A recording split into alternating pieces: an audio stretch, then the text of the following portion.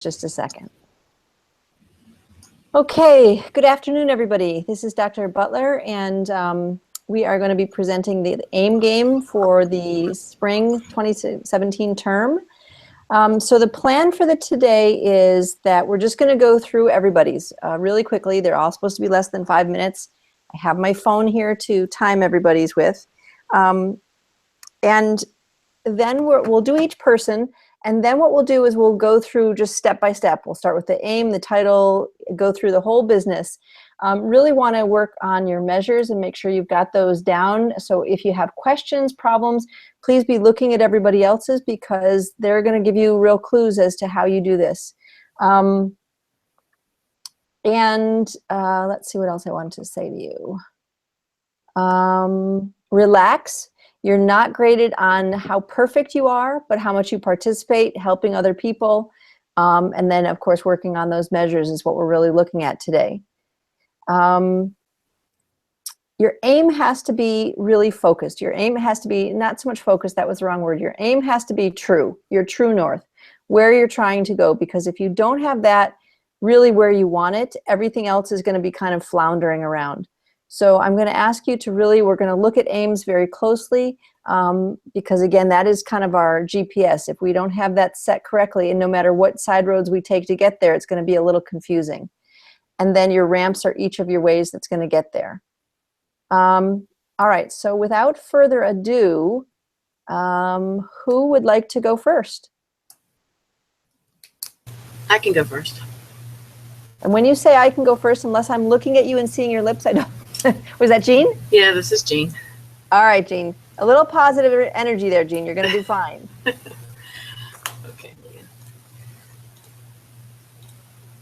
And so, Jeanne, just tell me when you're ready to go. So what you need to do is go, just wiggle your mouse around your pointer, and it will go. You'll see the little green arrow up on the top left that says screen share. Yeah, I should already be screen sharing. Yep, I got it. Okay. Hold on one sec while I get my timer ready. And then you just tell me when you're ready to go, Jeanne, and I'll push start. And I'm going to mute myself. Okay, I'm ready to go. The aim of this project is to reduce the number of blood transfusions among select cardiac surgery patients by 10% by September 15, 2017. The problem noted is that red blood cell transfusion rates at the project site are significantly higher than like hospitals nationwide and higher than the average of all participants in the Society of Thoracic Surgeons database. Addressing this problem will contribute to the facility's mission of providing quality care. Aspects of providing quality care include implementing evidence-based guidelines and adhering to current practice guidelines. Additionally, blood transfusions correlate with undesired outcomes, including increases in mortality, morbidity, length of stay, and cost of care. Outcomes of this project include a reduction in blood transfusion rates, which will result in a decrease in mortality, morbidity, length of stay, and cost of care. Other outcomes and benefits of the project include utilization of best practices and evidence-based care, as well as adherence to current practice guidelines. Measures of change that are included in the project include increasing staff knowledge and engagement related to blood transfusions and proactive ways to decrease blood transfusion rates. The outcome of this process will be assessed with attendance records, knowledge assessments, and a survey of staff engagement. To assess for an increase in patient engagement and use of a shared decision-making tool, a patient survey will be conducted. The process of change, implementing a preoperative screening tool and providing appropriate care, will be assessed by analyzing the number of patients who are appropriately screened, treated, and referred compared to the number of qualifying patients. An additional process is the use of a chart flagging system to communicate increased bleeding risk with all care team members and institute appropriate blood conservation measures. The outcome of this process change will be a comparison of the patient's hemoglobin level at the time that the chart is flagged to the hemoglobin level immediately prior to surgery. A balancing measure to consider with this project is the possibility of blood transfusions being delayed or withheld when the benefit of the transfusion actually outweighs the risk. For Ramp A team engagement, a project kickoff program will be held with reinforcement during routine morning huddles and roving education in various departments. Barriers to this ramp include staff disengagement and staff who are absent due to illness or vacation. Stakeholders for this ramp include surgeons and advanced practice providers who are critical in making care decisions before, during, and after surgery that may impact the patient's need for blood transfusions. For Ramp B, patient engagement, a shared decision-making tool will be implemented, allowing patients to actively participate in decisions about blood transfusions and the use of alternatives, as well as offer an opportunity to educate patients about measures to reduce the risk of needing a blood transfusion, including improved nutrition and medication compliance. Barriers to this ramp include disengaged patients, patients in critical condition that are unable to participate, such as being sedated and requiring mechanical ventilation, and a low number of qualifying patients. Ramp C is implementation of an online transfusion risk calculator, which estimates the likelihood of needing a transfusion based on patient-specific data. Barriers to this ramp include failure of the calculator to be completed, incorrect data entry, computer failure, and low volume of qualifying patients.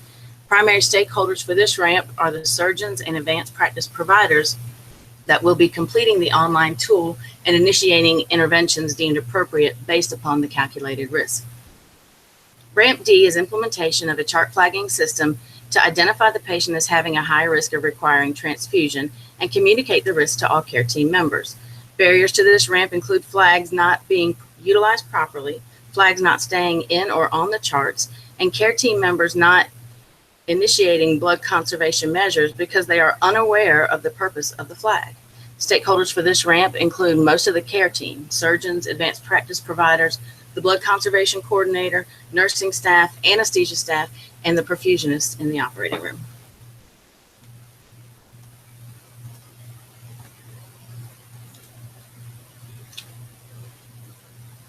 And that is it. Okay, thanks, Jeanne. So that was 4 minutes, 24 seconds. Good job. And who wants to go next? I can go. I can go. Okay. Who is I?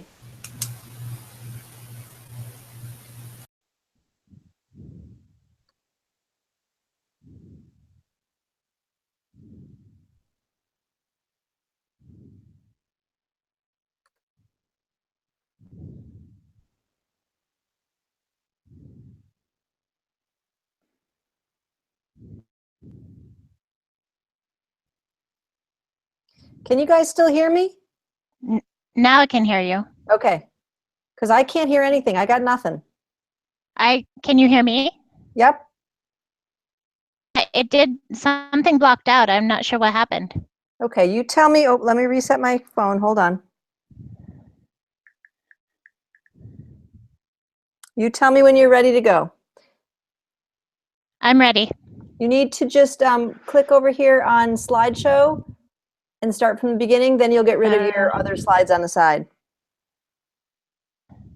Screen share. Oh, no, you had it. It was up. Up.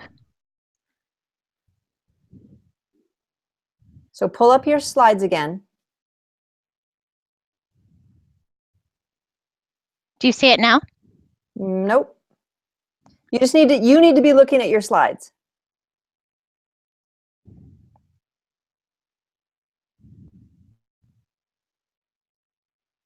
Okay, now at the top, on the top, not over at on the green arrow, but on the top it says slideshow. On your bar. So you were just at transitions. Nope, keep going over to the right. You see where it says slideshow? Yep. There you go. And if you go from the beginning, it should work. There you are. Thank you. Okay, tell me when you're ready. Hold on, I lost it. Okay, whenever you're ready. Okay, I'm ready. Gotcha.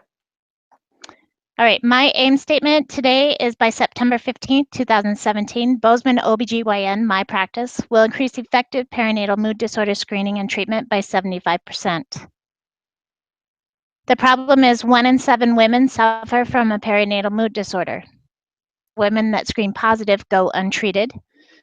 Perinatal mood disorders can have devastating effects. These include, but are not limited to, infants with failure to thrive, children with behavioral, cognitive, and developmental disorders, relationships, and maternal psychosis leading to homicide and possible suicide.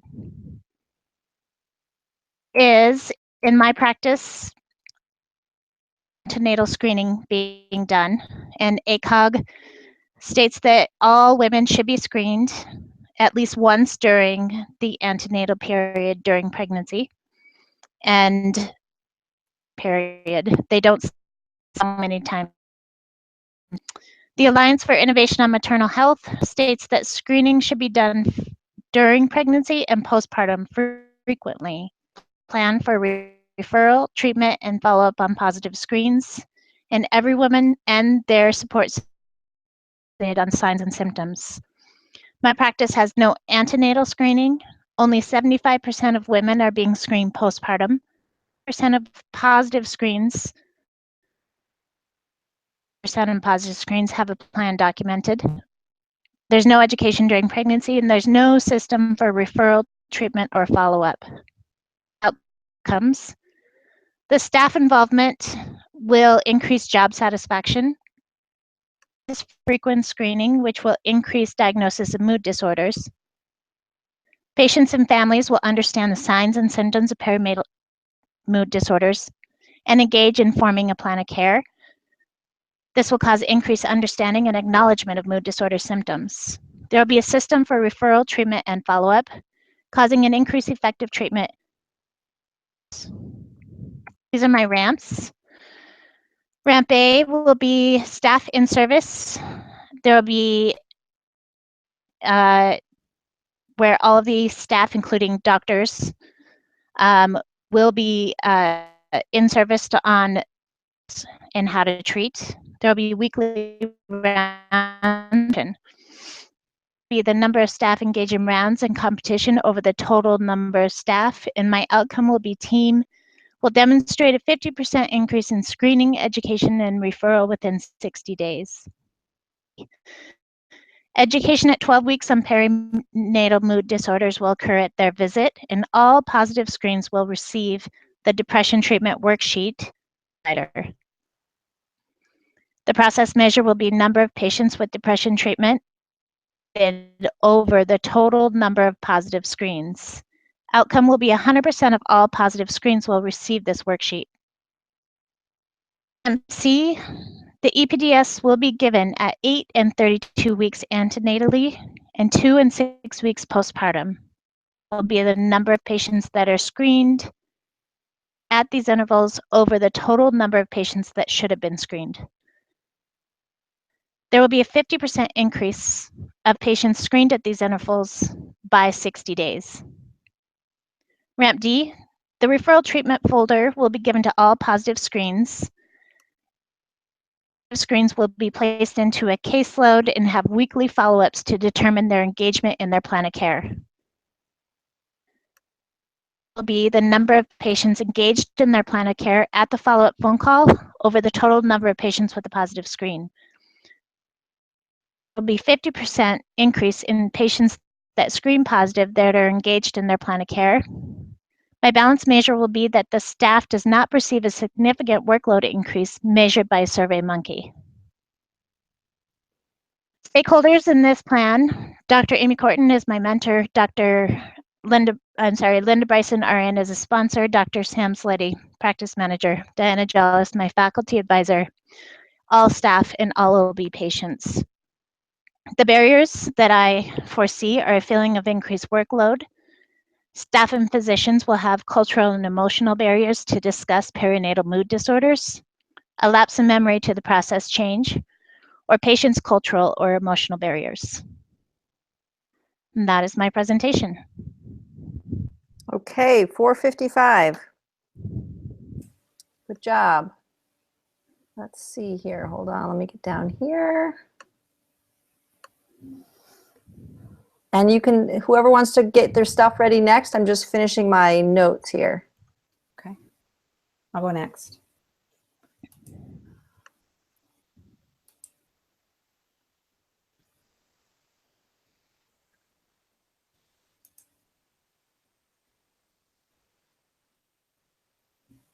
Okay, Deborah, let me just get you up here.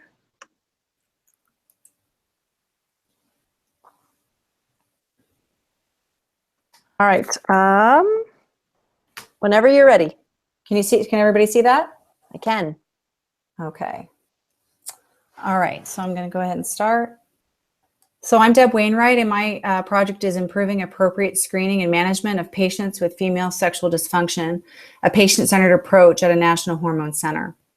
The aim of the project is to increase the percent of patients with female sexual dysfunction receiving appropriate patient-centered screening and management by 50% before September 15th, 2017.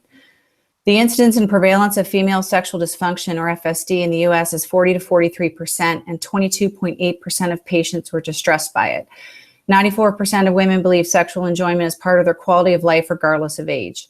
It affects women typically 40 to 60 years, but it can happen at any age. Female sexual disorder, desire disorder, arousal disorder, orgasmic disorder, and genital pelvic pain disorder are all forms of FSD. A multitude of factors can be associated with FSD, including hormonal changes, menopause, depression, medication use, obesity, vaginal pain, pelvic floor support problems, hysterectomy, relationship issues, and comorbidities such as diabetes, hypertension, and cancer. Appropriate screening and management is not being performed at our center. Female patients are underdiagnosed and undertreated, and it can significantly impact a woman's quality of life. Upon chart review, 0% of patients were having a thorough sexual history taken. However, 95% reported decreased libido on a standard symptom sheet. Screening is not being performed using an evidence-based tool as the Decreased Sexual Desire Screener, the DSDS. Provider and staff have little knowledge of FSD and other treatment strategies. Patient engagement and sexual health issues are being addressed only 35% of the time. Staff and provider training is not offered at the practice. The guideline for FSD by the American College of Obstetricians and Gynecologists is not being used. There's no shared decision-making aid available at the practice. Medications are only being reconciled 45% of the time, and we know many medications are linked to FSD. No referrals to other subspecialties such as nutrition counseling, marriage, or sex therapy are offered. 25 female patients were interviewed with the DSDS in April 2017. And 56% reported sexual dysfunction that was causing significant distress both personally and within the relationship. So expected outcomes: standardized open communication and behavior modification among provider and staff regarding use of evidence-based guidelines, shared decision-making tools, and treatment plans. Improved sexual function for new and existing patients by using standardized FSD screening and management tools, leading to increased satisfaction and improved quality of life. And increased satisfaction among the entire team and the ability to take better care of our patients through the use of new literature, training, and screening tools. So for Ramp A, the team engagement, we're going to have a kickoff meeting, staff education and training, and the outcome is to increase the staff performance mean score by 90% before September 15th. For patient engagement using a shared decision-making aid, patients will demonstrate a 75% increase in the experience of values based on the North American Menopausal Society's Sexual Health and Menopause website and decision aid before September 15th, 2017. For Process C, we're using an audit checklist form will increase the receipt of appropriate care, including lab work, physical exam, exercise and nutrition counseling, medication reconciliation, and androgen therapy by 80% before September 15th. And Process D, referral to treatment, we'll have a tracking log. And the outcome measure is to increase the number of patients receiving referrals for weight management, physical therapy, primary care or GYN visits, marriage counseling, or sexual health counseling by 25% before September 15th.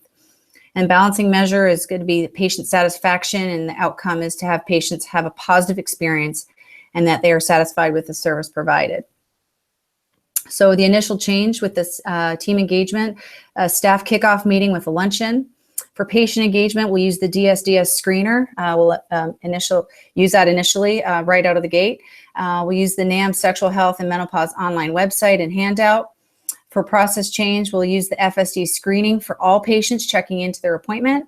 We'll use an audit checklist for people screened positively for FSD. And referral to subclinical specialists will be done immediately, and we'll keep referrals in a tracking log. Barriers, we have very small staff and one provider. There may be some lack of staff and management buy-in. There's going to be time constraints, possibly patient appointment times run longer, and maybe a lack of buy-in from patients. Patients may also not be on board with seeking additional treatment from subspecialists. We have a great team of stakeholders working on this project, but most of all, our patients are really the most important. And that is it. Oh, Those are my references. 458. Yes. Oh, good job. Yay. All right. I love Okay. that. Getting down to the wire. Very Woo. well done. Thank you. Okay.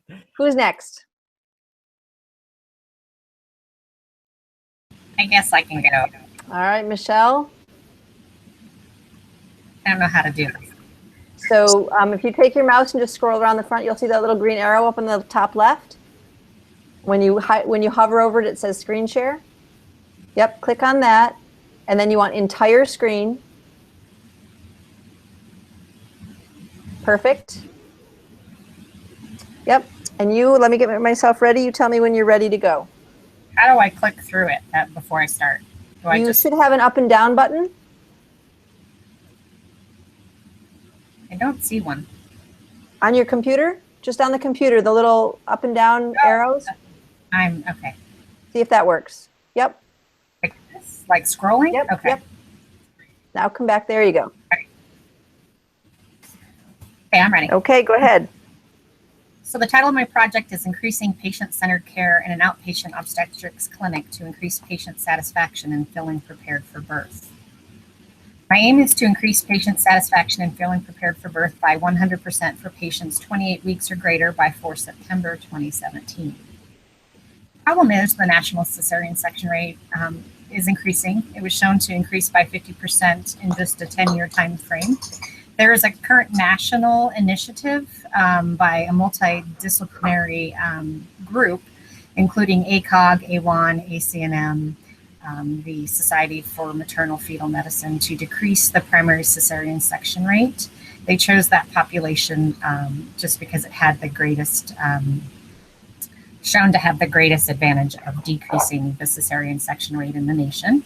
One such toolkit that's been developed in California that I've been using for my project talked about specifically preparation for childbirth.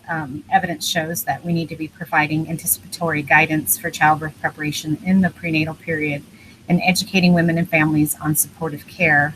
Of the women I surveyed in the clinic, 50% had indicated that they had some kind of birth trauma or wish they had done things differently during their birth and their labor. And 50% were generally okay with the experience, but they desired some kind of childbirth education resource during this current pregnancy. Rationale is, like I said, I surveyed 100% of the patients in the clinic desired some kind of childbirth resource that they're currently not getting. There's been shown in a study that I looked at that there was an increase in vaginal birth rates with an associated birth plan and some kind of childbirth education in place. There's also a national move from a volume-based versus an outcome reimbursement for Medicaid. And if you see at the vaginal versus the cesarean cost, there's a significant potential for millions of dollars of cost savings with a vaginal birth versus a cesarean section. Outcomes and benefits are increased patient education. They feel more engaged and empowered in their birth process. I want to standardize the clinical prenatal education flow, and then also try to engage some community resources by bringing in like childbirth educators and doulas in the community. Measurement and process outcomes. My process measures were, first of all, I want to try to increase the staff confidence in communicating the resources to the patients in the clinic. I also want to increase the amount of patients 28 weeks or greater that are satisfied with the childbirth education or childbirth resources they receive. I'm going to screen 100% of patients at 28 weeks or greater for their intention to attend an open house at the clinic. And hopefully by doing that, I will also increase the access to care by these patients attending the open house and hopefully potentially signing up for some kind of childbirth resource in the community. Change, the staff kickoff is the first thing I'm going to do for Ramp A. Ramp B is patient engagement. I'm going to introduce a shared decision-making tool, which is a birth plan worksheet. I'm going to screen patients for their types or intent for childbirth education, and also provide a weekly open house with different community childbirth resources like doulas or childbirth educators. Barriers are the staff going to engage in my project? There's a high Hispanic population, so there's a potential for a language barrier. Are the patients willing to participate in my screening and attend my open house? Lastly, my stakeholders are, there are 4 nurse midwives in the clinic, 4 medical assistants, 2 receptionists, and an office manager. And that's it. A lot of echo. Good job, Michelle. 4 minutes and 7 seconds. Good. All right, let me just put my notes down here. You guys can think about who wants to go next. I can go. Okay, go ahead and get your stuff up. Okay, are you hearing me okay? I can hear you. Okay, good. And you probably don't see anything just yet. Not yet. It would help if I share it.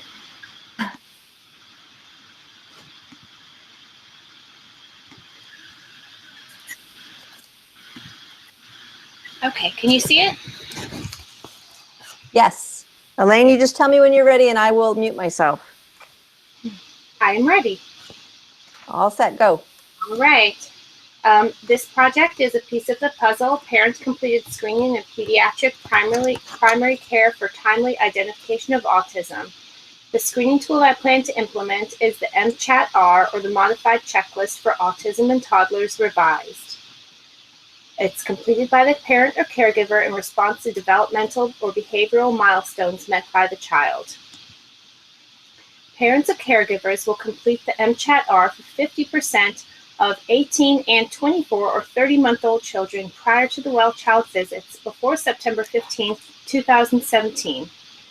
Historically, in this family practice in North Texas, screening is a discussion between the provider and the parent, and there's no formal tool used. Autism is a continuum of conditions that ranges in severity and intellectual ability. Autism spectrum disorders impair social interaction, communication, and behavior. 1 in 68 children in the United States are affected, and 3.5 billion people nationwide bear the diagnosis. Of all the children eventually diagnosed with ASD, only half are evaluated by age 3. The annual national cost is $236 billion, and the lifetime individual cost is $1.4 to $2.4 million. Texas has the second highest number of autistic children in the nation. Research shows that the parents are often the first to notice a developmental delay. Utilizing a standard validated screening tool is a recommended systematic way to improve parental involvement, save time in the clinical setting, and improve cost effectiveness. Yet no children in the clinic are currently screened in this manner. Approximately 15% of the clinic's pediatric population receives Texas CHIP, the Children's Medicaid Health Insurance Program. Providers who see children who receive CHIP are required to follow the Texas Health Steps medical periodicity schedule for infants, children, and adolescents, which mandates screening with the MCHAT at 18 and 24-month well visits at a minimum. In order to be in compliance with the mandates, the providers must initiate screening. Non-compliance with CHIP requirements puts the provider at risk of denial of credentialing for the program. Screening also bridges a gap in racial and economic disparities. While race and socioeconomic status do not appear to play a role in the likelihood that a child will fall on the spectrum, they can affect the likelihood of a diagnosis. Caucasian children are diagnosed an average of 1.5 years earlier. Remaining in compliance with the CHIP requirements increases the chances of screening more of the historically underserved community. Early intervention of developmental delays in children is critical for timely intervention and treatment. The MCHAT-R can reduce the time to diagnosis by up to 2 years. This means that the child can have earlier access to early intervention opportunities. While positive screening is not diagnostic, it is indicative of a necessity to refer for further assessment. Early identification and intervention are crucial for the best developmental outcomes and the least financial and social challenges. The MCHAT-R increases the parental involvement with the process and is vital considering that the provider will only see the child for a fraction of the time that a parent does. Other benefits include compliance with CHIP requirements and the improved teamwork atmosphere that comes with a sense of accomplishment and can be utilized for further goals. We'll be utilizing multiple measures to increase the chance of success. Number one is staff engagement. We will increase this number of staff engaged in promoting, educating, reviewing, and acting upon the MCHAT-R assessment and results to 80% by September 15th, 2017. Team effectiveness will be measured by administering a 5-item, 5-point Likert scale for each of the PDSA cycles. Number two is patient engagement, which is really the parent in this case. We will increase the number of parents who engage in discussion and education following a positive screen to 100% by utilizing the Learn the Signs, Act Early and the Boston Children's Hospital Autism Toolkit. The first process change is to increase the number of parents who complete the screening tool to 50% of the total of parents who attend well child visits at 18 and 24 or 30 months by completing the MCHAT-R at home by accessing the patient portal.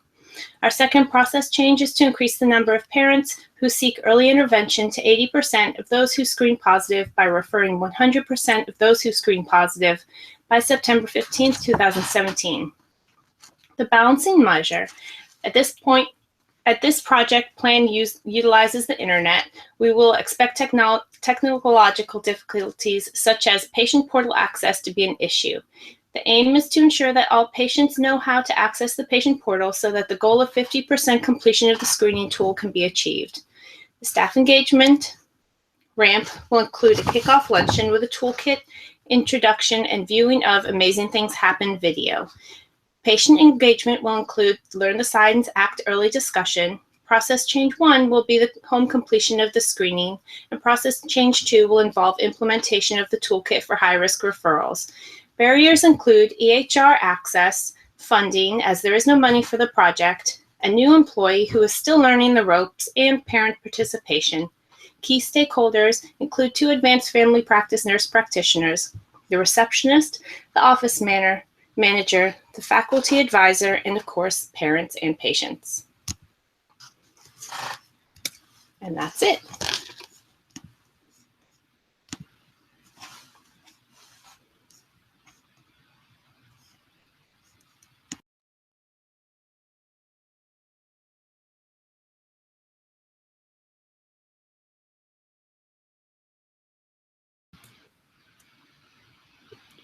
I can't hear anything you're saying. Sorry, Jackson, you're up. Okay.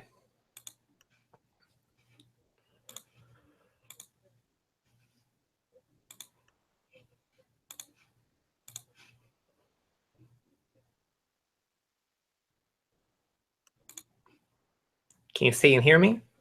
I can see and hear you. You just tell me when to start my timer. Alrighty, go ahead. Go. This is my AIM presentation. My AIM statement is to improve compliance in meeting and documenting preventative quality metrics in patients with diabetes at Cherry City Family Medicine, specifically to score 80% in all metric areas by September 15, 2017. The problem, Cherry City Family Medicine is not meeting all the metrics set forth by Novant Health System. The worst metric for the clinic is diabetic eye exams. We have a total of 2,232 diabetics in our clinic currently. 85% of our patients are Medicaid and Medicare. And you can see in the chart the goal set forth by Novant and our actual clinic score. This was just new information from our last week at our provider meeting. Reason for the effort, there's no clear process for collecting metric data and documentation. Reimbursement is dependent on compliance with metrics. Health outcomes rely on compliance. 15-minute appointment for diabetic eye exam or diabetic exams limit information discussed. Limited supportive resources. I don't work in Charlotte. I work in a small clinic outside of Charlotte, and we don't have access to many diabetic nurse educators and things like that. Expected outcomes as a result of the project. The expected outcome is to improve the process of documenting and inputting diabetes quality metrics into the electronic health record. An improved process will increase compliance with measures, provide reimbursement, and put forth a positive reputation for surrounding areas. A checklist upon intake of diabetics to assess measures will improve process. Most importantly, it will improve long-term outcomes for our patients. Measures, outcome measures, diabetic eye exam scores will increase 80% within 11 weeks. Diabetic patients need referral for eye exam will increase 80% within 11 weeks. Checklists will improve all metric compliance by 20% by 11 weeks. Team will demonstrate a 60% increase in metric screening, intervention, referral to treatment within 11 weeks. The process measures will be the number of diabetics needing eye exam over the total number seen that day, number of patients not compliant with eye exam over the total diabetics seen in that day, number of checklists complete and proper referral treatment over total diabetics, and number of staff in huddles and engagement and screening by the total number of staff involved. The balancing measure is staff, clinic, and patient satisfaction with process. Initial changes, first to observe routine intake of diabetic patients and assessment of quality metrics, then implement checklists upon intake to assess for meeting quality metrics for each diabetic patient, and then initiate response by clinical team in addressing those patients lacking. The checklist will be given to providers, nurse, and if measures not met, proper referral treatment will be initiated. If met, proper documentation will be placed. For patient engagement, shared decision-making, diabetic medication cards will be used. Barriers, possible lack of funding, team member knowledge of guidelines and medical terminology, and possible frustration from team and change. Stakeholders would be myself, supervising physician, my MA, my office manager, the 2 receptionists, and Dr. Jollis is my faculty supervisor. And that's it. Okay, 329. Good job, everybody. Okay. And you listed your references, didn't you, Jackson? Yes. Okay. All right, so let's open it up to questions first. If anybody has a question about anything, we'll hit those first, and then we'll just sort of go through it, you know, in the whole order. I have a question about balancing measures. Fire away, Elaine. I don't even know what to ask. I just don't know what I'm doing. I've changed it about 100 times because I think I just don't understand the concept. Okay, great question. So it's something that people often get kerplooey. Elaine, can you mute? Because I think that's you. Sure. It is. Thank you. Sorry about that. Who wants to help explain to Elaine what balancing measures are? I can try. Go ahead. So a balancing measure is something that would not of your clinic, or by implementing the change that you propose, it's not going to make, such as your workload won't be worse, or you won't necessarily hold up a blood transfusion because you're implementing this change. Am I on the right track? So a balancing go ahead. measure will be, there could be a number of them, but you have to pick one to kind of make sure that your project is not making things worse. Great. Thanks so much, Cassie. That was really well said. Thank so Elaine, you. tell me again what your project is. I am doing a screening tool for autism. Okay. So if you were spending a lot of time, for say, on your autism screening, what might something not happen? Well, I think this is what's confusing me is our goal. Well, we're trying to have them complete at home over the patient portal so that there's no delay in them being seen. I guess, you know, I was getting hung up on what would happen if they didn't have internet access or something like that. But we're thinking it's really the exact opposite, that we don't want it to cause any. Right. So it's really, if you think about the old-fashioned scale, the old-fashioned balance, if you work really hard on this, what's going to drop off?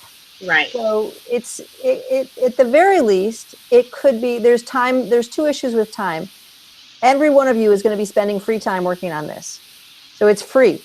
That's not ever going to happen in the real world. So you could just count your time.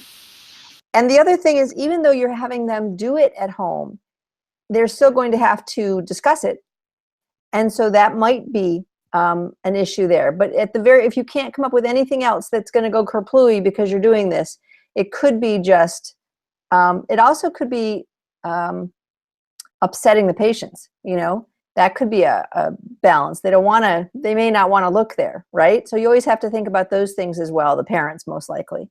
But your time is always a possibility if you can't come up with anything. You only need to have one balancing measure. You can have more than one, but you need one. You don't need one for every ramp.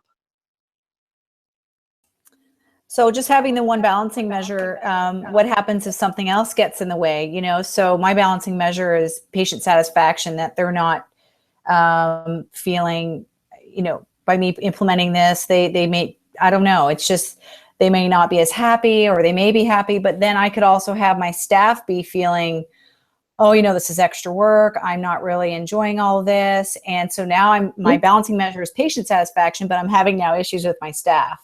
So you can always start measuring something. If something becomes a big problem, you can always add that to your list. And what I would say to you when you do that on your PDSA forms, you're going to do one charter form, but you're going to do a PDSA every cycle. So on your PDSA forms, if you decide you're going to add something, I would ask you to put it in a different color or put it in a section. And often it's a process change, not usually an outcome change. Occasionally it's an outcome change that you think of, that you think, oh my gosh, how could I not be measuring that? We don't very often, and I would ask you to consult your faculty advisor, we don't very often get rid of a measure, but you might. You might find that something really isn't measuring what you want and you need to change that. So you can always change it, but we're hesitant to have you drop it completely, because what if you decide in the third week cycle that that's what you need to do? We hate to have you lose all that data. Some of your measures are going to be more important. You're really going to be looking for 3 to 4 measures in the end, outcome or process or balancing, that were key to your process, to your project. So it's not like the rest are sometimes how you get there. Did that make sense? Did that answer your question? Okay. What other questions? So I feel like my balancing measure will probably have to be adjusted then, because I don't know how I would determine that a blood transfusion was withheld or not given when in fact it was needed. There's not a way I think I could. Yeah, it would be a bad definitively outcome. Measure that outcome. So Jeanne is doing the need for blood transfusions. What are some possible, and she's doing a checklist to pre-assess people to see if they need a transfusion. Jeanne, are you doing the H&H at the end? Is that what you decided to measure?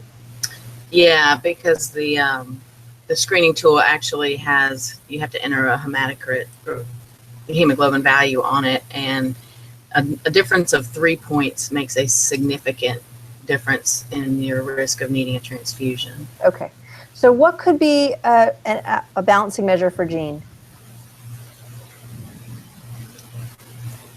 Well, to make it easy would probably be the staff satisfaction, having to do those checklists and to the extra workload.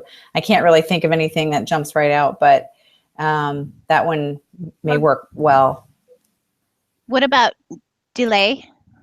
Is there a certain time limit you have to have that blood transfusion in, but a delay in transfusion time? Well, it's not about actually transfusing. The goal is to try to reduce the risk of needing a transfusion. So it doesn't have anything to do with the timing of when you get it. It's a matter of if you got it.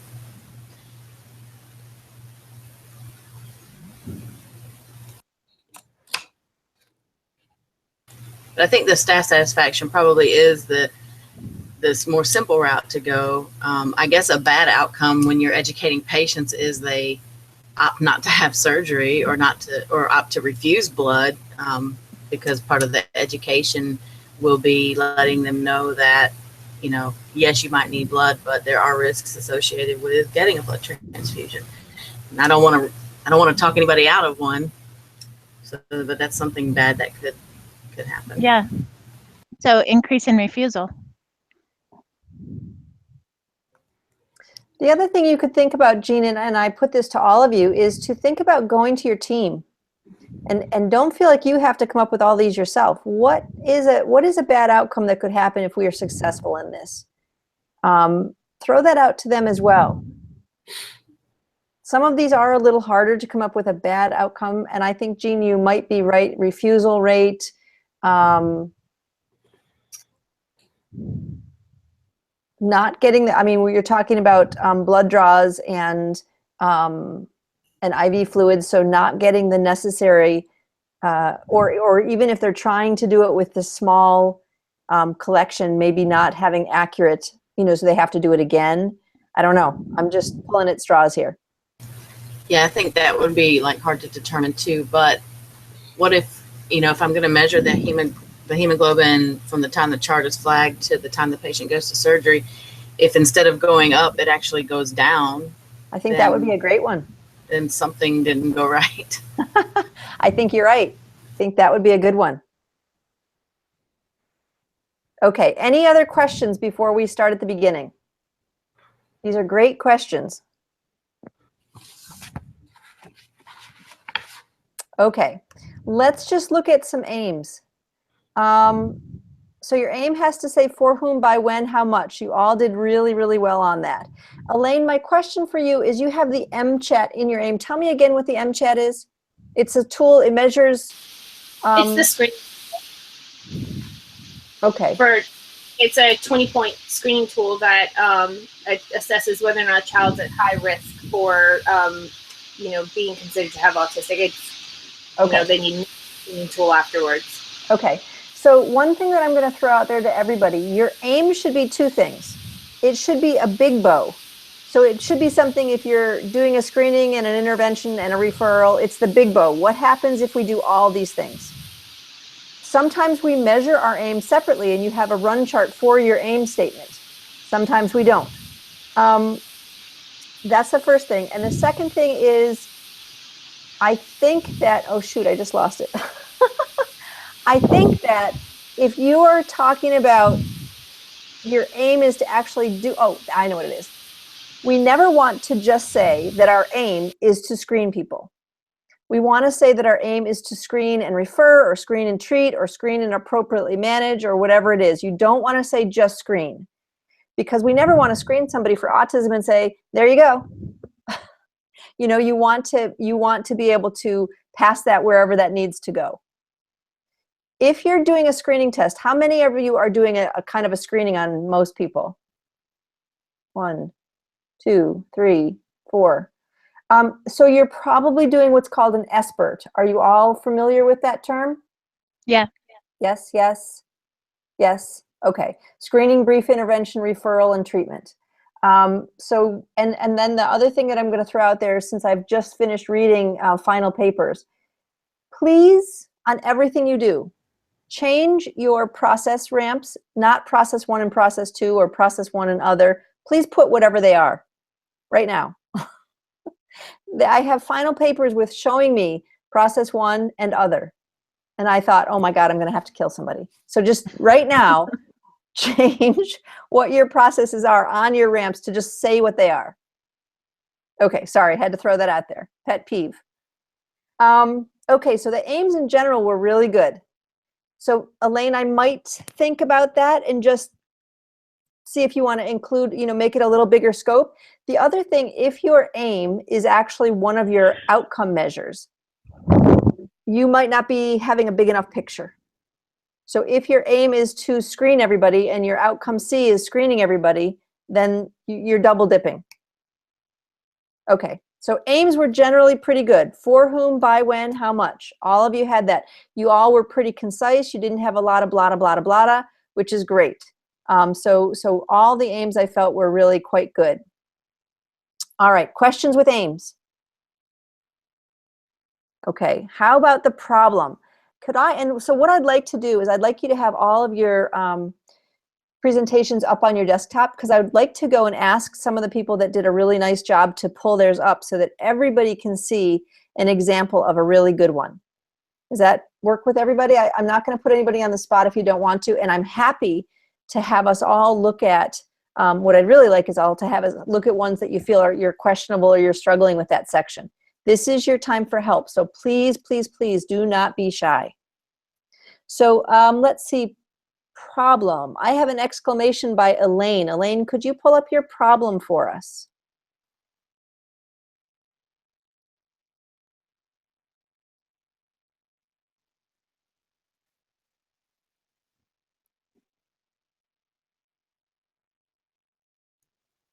So while she's doing that, let me just tell you that your problem is the big picture.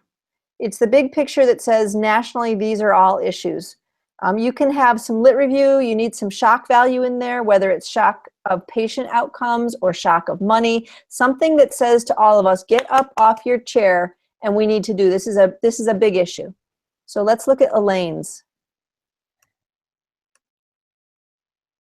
Elaine, I'm going to turn my microphone off because if I talk, it loses your picture. Can you tell us about this?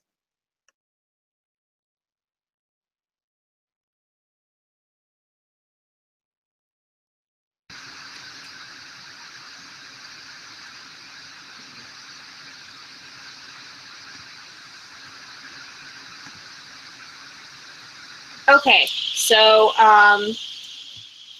here's some of the difficulties I have with the problem is that, and I've kind of contacted my advisor about this because I'm not really sure. There's really no data about this in our clinic.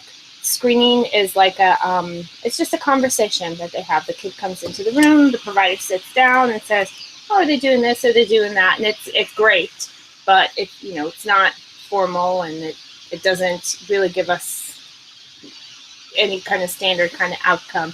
But these things I put here in the problem are hopefully trying to be attention-grabbing reasons why autism is a problem in the United States. So you guys all looking at these, I want two people to comment on what they see that's great about this. Probably all the statistics and numbers. What about the statistics and numbers, Jackson?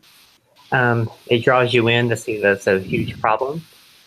So she's got a big thing with, oh, hold on. Keep going, guys. The financial impact is really good. Yeah. Mm-hmm, yeah. Yeah, the amount of money that's spent in the United Right. States on, Yeah. you know, I didn't put that on $3.6 mine. billion. Yeah, I didn't do that either. I was sort of under the, I thought that some of the feedback I got on mine in my charter draft was I thought it had to be more on the local level, not on the national level. Like you could throw a little bit for national, but I was told I needed to use more of my gap analysis and patient tracer and that information. But so I'm a little confused. I mean, it's a problem. Maybe it's nationally, but I mean, it's really we're supposed to be focused on what's going on locally, right? Yeah, she Oh. kind of did that with the state of Texas having the second highest number. I mean, I guess can't- it's not. We can't hear you. Yeah.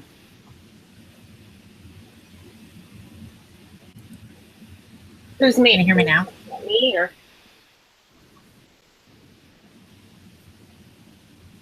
Can you hear me now? Yes. Mm-hmm. Okay. Sorry, that stupid phone. I thought I turned it off and I had to answer the guy's talking to me on the phone. He's going, hello, hello. So this, I think, is wonderful. She has, this is, 1 in 68 children might not feel it yet. 3.5 billion nationwide. Half of them are diagnosed by 3 years. Cost is $236 billion. Lifetime individual cost $1 to $2 million. And then she slams you. Texas has the second highest number of autistic children. So I think that the problem is kind of the big picture. If you've got some regional or because when you get to the next slide, so what I want you to do here is think about how she's just presented this, how you've all just presented this. You've given your aim. You said, this is what my title is, this is what my aim is, to increase screening and appropriate referral for these people. You've come in with the problem. They might be snoozing, right? They might, I don't work in peds, I'm not very interested. You hit them with this, they're like, wow, what is she talking about? Holy cow, especially if you live in Texas. I don't care what you're working in, you work in Texas, your eyes have perked up, right? Elaine, just for the heck of it, can you go to your next slide? Sure. Now, she doesn't have it here, but she had some local data. So they're not using a tool. Let me see if I have it here. Reason. The reason is where you come in with all your local data. And I think that what she just said was, while I was trying to get rid of that person on the phone, is that sometimes you don't have good, there's like zero. We're not using a form, we're unofficially screening, but this is where your gap comes in. This is where you put all that data. And what I'm gonna say to you in the reason is go to your measures and look at what your measures are. You have 2 weeks left, a week, 2 weeks, 2 weeks left of this term and a 2-week break. If possible, you need to look at all your measures and say, can I scrounge up just 10, 20 charts? I'm not going to go through everything, but can I pull up 20 charts and say, do I have any data on this measure? Do I have any data on this measure? Obviously, if you're starting a new tool, there's no data on that measure.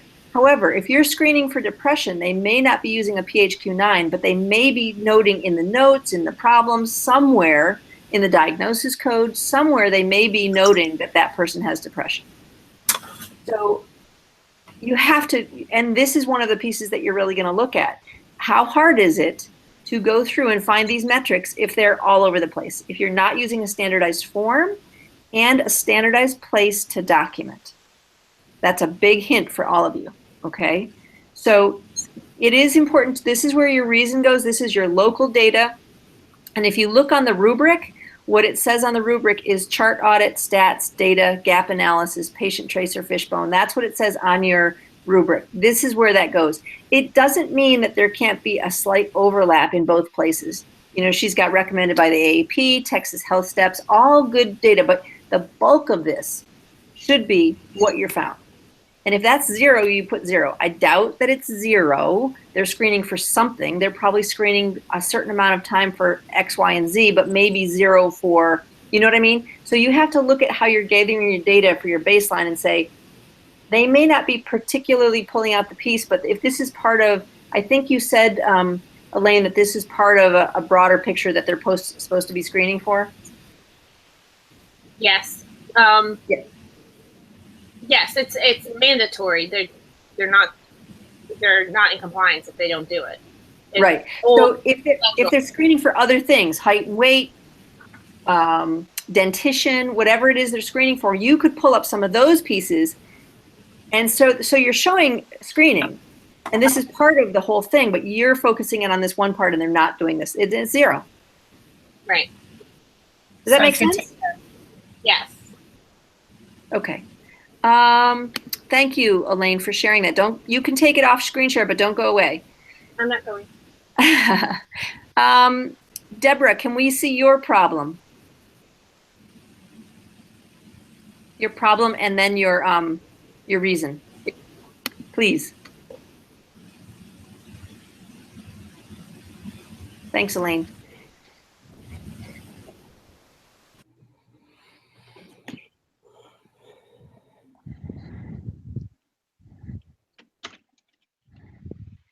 There you go. So Deborah also has some, so what do we see here? Tell me what you think.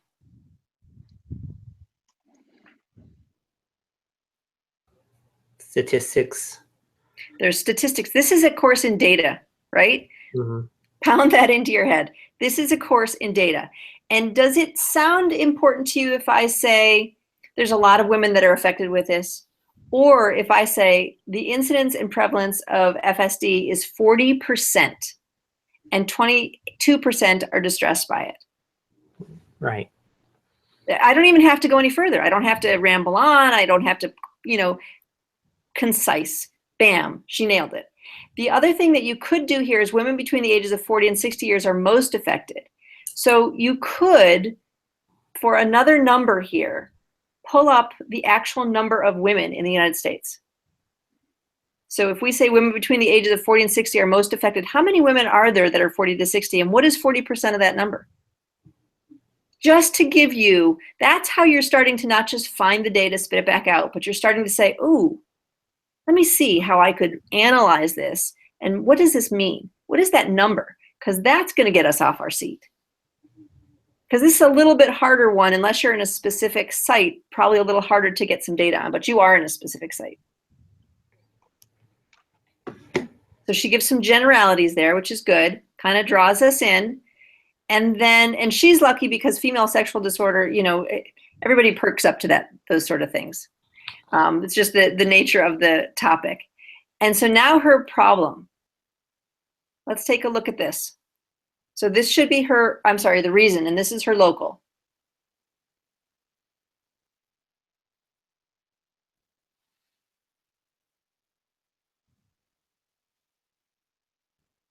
So what do we have, folks? I don't know about anyone else, but I can't actually see it. I can see, you need to click on her little, on Deborah's name down at the bottom. And then it will show on your slide. So does she have some local chart data here? Yeah, 0%. And that's pretty compelling problem. Keep going. And that's just her clinic alone, or where she did Yeah. her chart. And 95% reported a decreased libido. So that's, she's got a 95% problem and 0% of people are doing it. But then you keep going. She's looked at address 35% of the time, medications 45% of the time, no referrals, 50%, 56%. I mean, she's got lots. She did a big sweep. She may not be hitting all of these pieces in her measures. However, she has gone and looked at the whole kind of package and said, what needs to be done and what are we doing or not doing? I'm going to focus maybe on this one particular piece, but she's done that big, you know, that big screening, that big look. So lots of great data in here that says to you, we're not reconciling meds. The other thing that I was going to say to you is sometimes it's nice to do, instead of medications are being reconciled 45% of the time, since you're trying to prove your case, you could say medications are not being reconciled 55% of the time. So it's the same piece of data, but you're swinging it your way. Does that make sense to everybody? yeah. So you can see how these people have led you in. Big problem, nationally, regionally, hospital-wide if you want, and then bam, and our clinic or our hospital or whatever, ding, ding, ding, ding, ding. You can throw a little bit of data in. The reason I also like bullets here is you're going to write this up eventually. But what's nice is if you have, you know, you have to keep each section within a few sentences. I think the problem is 2 to 3 sentences, and then the rationale is 4 to 5. I think that's the way it goes. If you put a bunch of data on there, you can then say to yourself, I want this one, this one, this one, this one. You can pick out the really bammers instead of having only 4 pieces of data on there that you're going to make 4 kind of blurry sentences in. So again, taking this to the next level, not just saying what is the data, but how can I use it? How can I analyze it? How can I make coherent sentences that flow? Great job. Okay, I'm ready to move on from the problem and the reason. Does anybody else want us to look at theirs while we're here? Again, I'm picking out some good examples just to give you examples. Does anybody else want to look at problem or reason? Have a question about problem or reason? Going. All right, let's move on. All right, so now we're going to look at outcome. So you've done the big picture, you've done the small local picture, and now you're going to say, and think about how this makes sense. Big picture problem, local, data, obviously a problem here, and then what is the benefit? It almost goes back. It's going to relate to both your problem and your reason, saying, now we're going to fix this, right?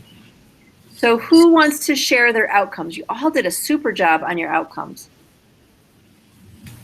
I will. Who's I? Jeanne. Yay, okay. Okay, can you see it?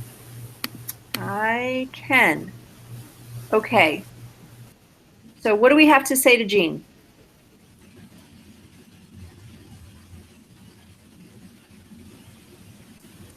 So she's talking locally some benefits, right? She's going to decrease transfusion rates. She's going to meet some benchmarks. They're going to decrease all these things of stay, all these things for her patients. And then she goes a little bigger. We're going to utilize best evidence care, and we're going to adhere to guidelines. So same kind of thing. You went big to narrow, and you're almost going back out a little bit. Now, this one, you could go either way. You could stick with local, or you could add bigger picture as well. It is the 10,000 foot view. So it can be the 10,000 foot view of your site, or really the 10,000 foot view. And again, look at your rubrics. When you're doing all this, look at the rubric, look at what you have. Really nice, Jeanne. Thank you. So she's done little things and big things. Who else wants to look at outcomes? You all did actually a really good job on outcomes. Thanks, Jeanne. Okay, let's get down to the hard one, measures. Let's see, who haven't I picked on? Deborah, did you go yet? You did, okay. And I did the problem and the rationale. Okay. Let's see, can we have Cassie? Sure.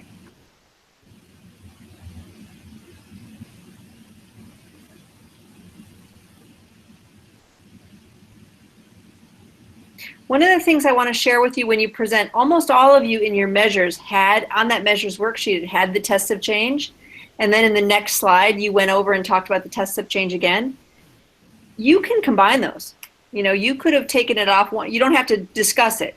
The other thing when you're giving a presentation, many of you had a chart with all of your outcomes and your processes and your operational definitions on there and your tests of change. Great. You are under the gun. You can have it there. People, you're going to hand in a PowerPoint. People can look at that or upload that wherever they wanted to look at it. You don't have to go through every single one of those. You can hit the highlights. And you can say, here's my process measure, which is going to lead into my outcome, yada, yada. So in presentation, it's good to have it there for people, but you don't have to read every piece of it. Okay, what I want to talk about, this is the nuts and bolts of what you're going to be doing next term, are these measures. So it's really, really important that we're going to make a recording of this and that you go back and listen to it, and really we're going to look at some good ones and some that need a little work and see what we can do here so that you can all be set up really well for next term. So measures. So your aim, I said, is your GPS, right? Has to be leading to Tucson, or it doesn't matter what road I take, I'm going to be in trouble if I'm not aiming towards Tucson. Your outcomes should support your aim. So if I'm wanting to screen and treat everybody appropriately for depression, my outcome should go towards that aim. And then my process should go towards my outcome. So if I use the depression again, if I say my aim is to decrease or screen everybody and appropriately treat them. My outcome, let's just say for my team, oh no, I'm going to skip team. My outcome for process one is the third ramp is going to be to screen everybody. If I screen everybody, that is going towards my aim, right? It's fulfilling my aim. And then the process, I might say, is going to be, I would actually do it this way. My process is going to be to screen everybody. And my outcome is going to be to get them appropriate treatment. Because if I don't, what happens if I screen everybody, they get appropriate treatment. I don't want to just screen them. Again, we don't want to screen people just to say we screen them. But if I screen them, I'm then going to get them appropriate treatment. Or whatever it is that you're doing. Okay, so I'm saying, yes, my process leads to my outcome leads to my aim.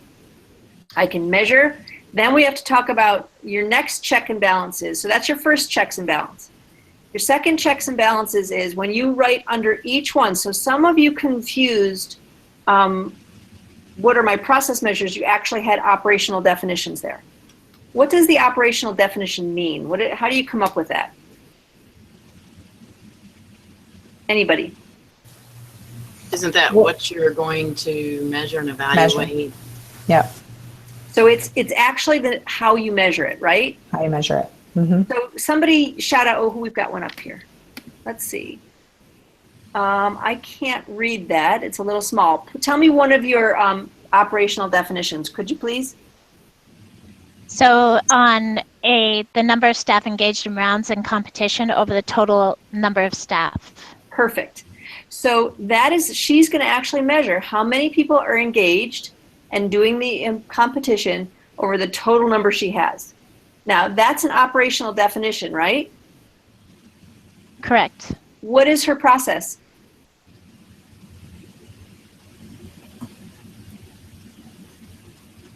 Isn't the process the staff in service? Nope, that's your test of change.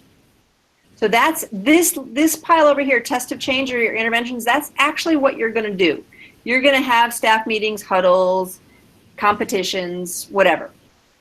Your outcome is you're going to demonstrate 50% increase in screening, education, and referral.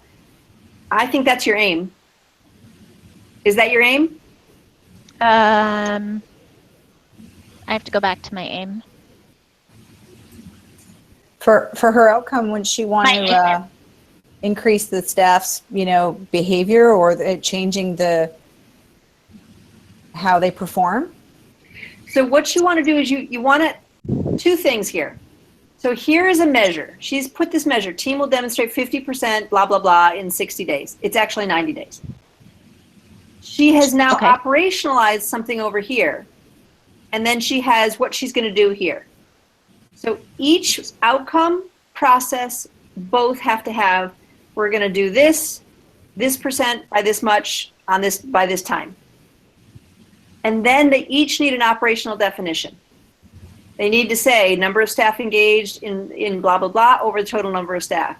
And this one, somehow she's got demonstrate here. So she's going to have how they're going to demonstrate that.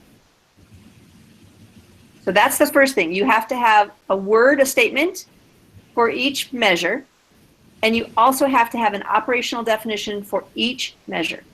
So the process is not the operational measure. You have to have a process also. Okay? So we have a couple things we've looked at. We've looked at the process needs to support the outcome needs to support the aim. We've looked at there needs to be a statement for the outcome and the process. Each of them have their own statement. And each of them have their own operational definition.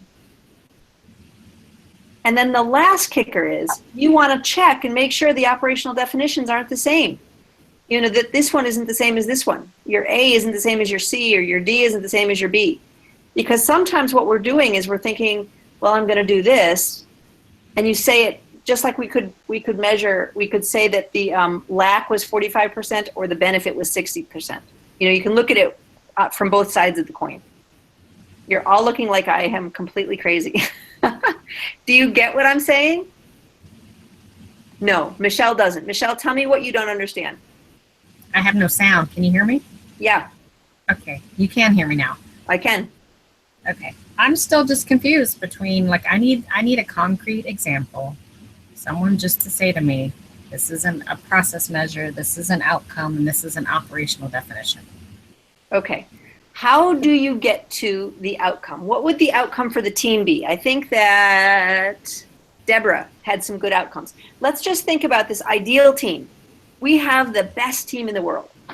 Give me some one-word adjectives that describe your team. Everybody. Efficient. I didn't hear you. Engaged. Engaged. What else? Satisfied. Satisfied. Knowledgeable. Knowledgeable. Organized. Efficient. Organized. Efficient. Motivated.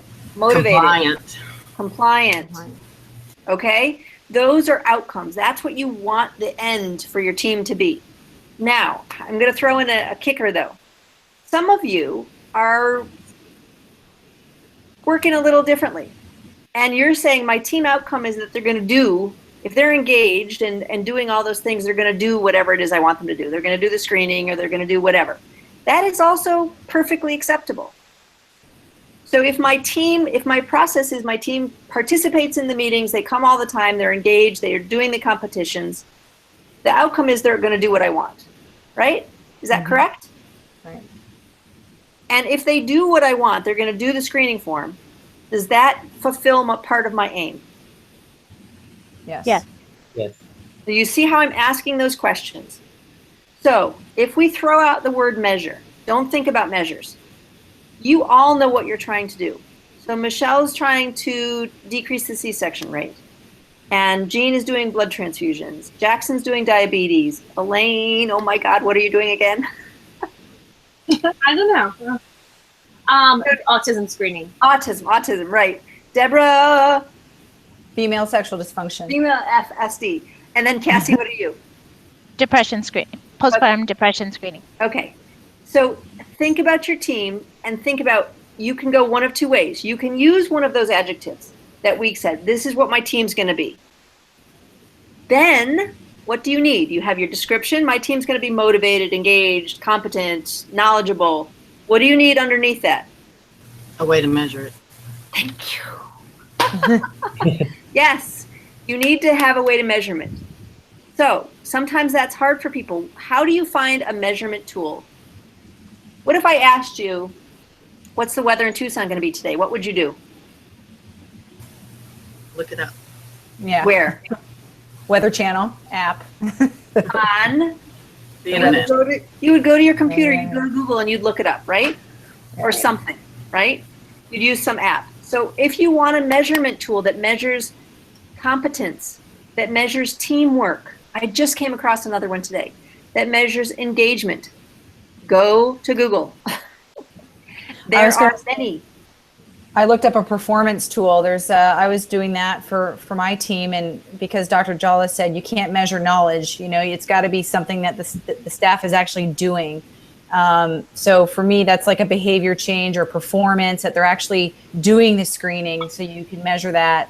And it can be very simple. You can make it up yourself. There's some websites that you can go to for different surveys, and you can implement your own questions if they feel that that they got appropriate training, that they're more knowledgeable now, that they're better able to take care of the patients, and they can just do it. You can do like a Likert, agree to strongly disagree type thing. Right. And why do we love Likert? It's easy. It's easy. What else? What else do we love about Likert? And we're looking at this over time. Quantifiable. It measures easily, right? It measures easily. Great. You can look at, they were a 2 and now they're a 4. Right. It's an easy mean score. Yeah, it's great. Okay, so you can do a survey if you want. Okay, so that's the team. Your process, they come to the meetings, you can go either way. But the other thing that I liked that Deborah mentioned was knowledge. We are looking to change behaviors. So you have to be very careful on all of these things, that you're not just trying to increase education or knowledge.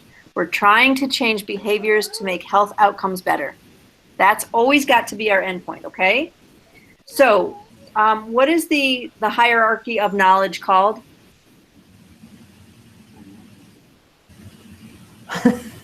I know you know it. And I'm asking you because I swear to God I forget it every time. The hierarchy of knowledge. Yes, you do know it. Somebody Google it. Oh, I remembered what it is. Somebody Google it and pull it up while I let my dog out.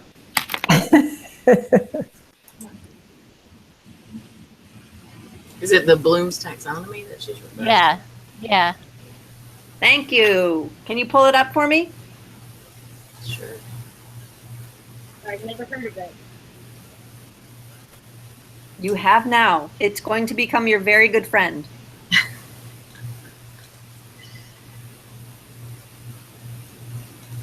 There you go. Okay. Thanks, Jeanne. Yeah. So if you do a pre-test, post-test, that's sort of on the bottom. That's just remembering. Spit it in, spit it out. If they understand it, they have to use it. They have to apply it or analyze it or evaluate it, or better yet, create it. Okay? So the higher up that Bloom's taxonomy you go, the better off you're going to be in terms of deep knowledge and sinking this into people. Because if it doesn't sink into them, just like you, I know every single one of you have seen this, but it didn't sink in because it was just something you had to do and you had to spit it back out. If you can get your folks to engage and do a teach back or create with you or be involved in the process so they're analyzing and creating with you, you are going to get them higher, and this is going to sink into their being, and you're going to have better success. That goes for your team and for your patient. And then I've already hassled my folks about this, so I'm going to spit it out one more time. Dr. Jollis had a slide on a week or two ago, and it said 3 words. Educate. You need to write this down. Educate is the first one, because we all have to be on the same basic level. What are we doing? Why are we doing it? Who cares? Then you have to engage them.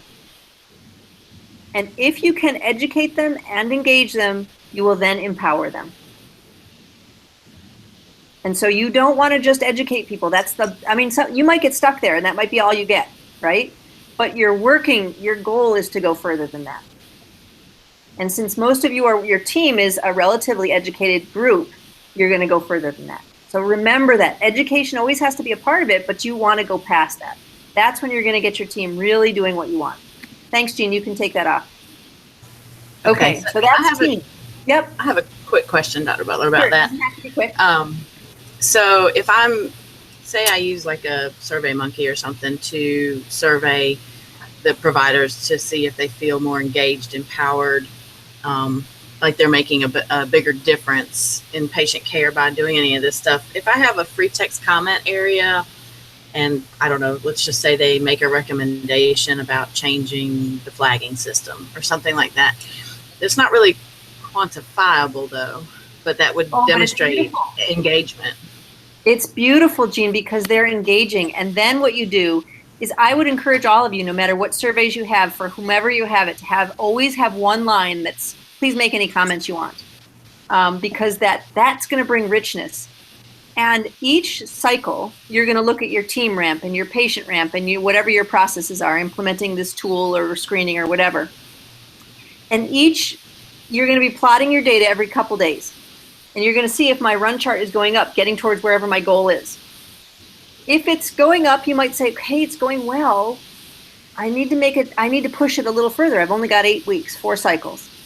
So what could I do? If somebody gives you a suggestion and says, I think that this flagging system would be much better if we did it on the floor first, before they even get to your unit, I'm just making this up, then that's your test of change. That's what you're going to write down in that little test of change on your ramps.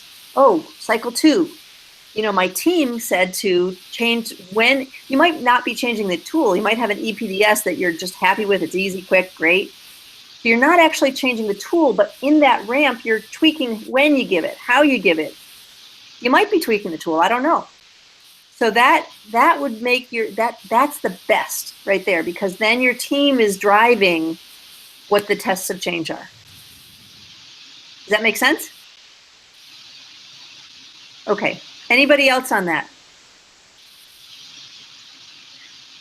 Okay, so we talked about aims, outcomes, processes. We talked about operational definitions for everything. So you want to be able to walk in. The famous IHI saying is, what are you going to do on Tuesday? So if you by next term don't have your operational definitions defined, meaning what are you actually going to walk in and measure? Like, I'm going to count how many people come to my staff meeting over the total number that come. When you have that written down, it's easy. You walk in, you count how many people are there, and you put it on the chart. If you don't have that down, which you won't go past today if you don't have that down, but if you don't have that down, it's stressful and frustrating because you don't know, you're like, I don't know what to do.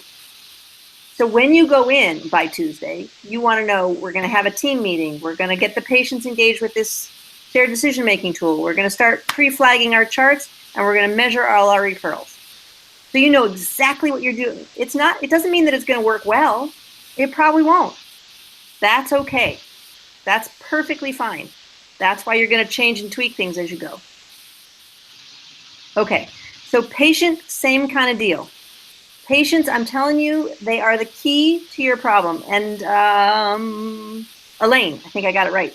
Elaine, it's your parents who are involved, right? You can get your kids involved too, but if they're really, really little, that's a little harder. But it's your families that you want to get involved. So I would encourage all of you to, a great way to involve them is a shared decision-making tool. A shared decision-making tool. Michele, can you pull up your patient ramp? Sorry to put you on the spot there. So what's the difference? Can anybody tell me what the difference is between a shared decision-making tool and a decision aid? And Jeanne and Michele, you can't say it. I've already hassled them about this. What's the difference between a decision aid and a shared decision-making tool? Is a decision aid is not something that they fill out and make choices on. A tool is something that they actually have to fill out and review with a provider. Cha-ching! A for you, okay? So a decision aid can be great. So I have a student finishing up right now, and she's had, I didn't catch it. She has these great decision aids on birth control. They're black and white. They're about 5 pages long. It's not working. A decision aid could be the same tool. You can make any decision aid into a shared decision-making tool. But a shared decision-making tool might be, do you want long-term birth control, or do you just want it till next month? Do you want hormones? Do you not want hormones? They fill that out. Quick, bing, bing, bing. They bring that to the provider. It sparks the discussion with the provider. I want short-term birth control because I'm 40 years old and I want to get pregnant again next month. She doesn't need to go into all that yada, yada, yada, right? So if you only have the birth control sheet, you can make your own decision aid out of it. Okay, so a decision aid brings both parties into play and engages everybody. Okay, so very different there. Michele, you got that up? I can't hear you, Michele, your mute's on. I didn't hear what your question was earlier because you broke up on my end. You want my could you pull up your measures so we could look at your ramp B? Okay. I don't want to. You should want to. Everybody should want all the help they can get. Oh, no, I do want help. I'm overwhelmed once again. Where am I? Can you see that? Yep.